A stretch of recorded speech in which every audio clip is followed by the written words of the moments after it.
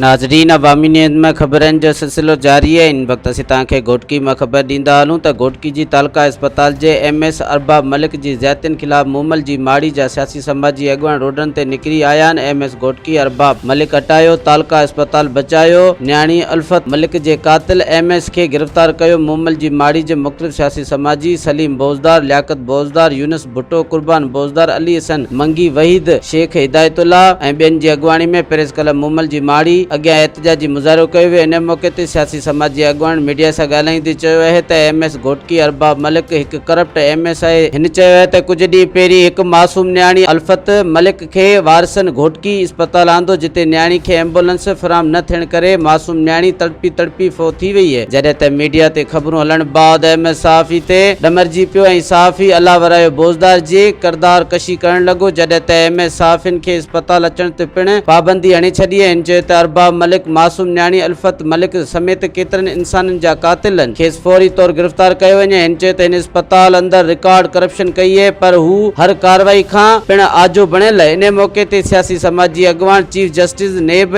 FIA anti corruption समेत सूबाई वज़ीर जाम इकरामुल्लाह खान धारेजो, PP MNA सरदार मोहम्मद बख्श खान मेहर ऐं DC घोटकी खे अपील कई आहे त फौरी तौर ते MS घोटकी ارباب मलिक खे हटाए खेसि क़त्ल कयल मासूम न्याणी अल्फत मलिक जो केस दाखिल करे गिरफ्तार करे सख्त सजा ॾिनी वञे। मज़ीद खबरों और तफसीलात के लिए विजिट करें हमारी वेबसाइट www.awamiNewsHD.com।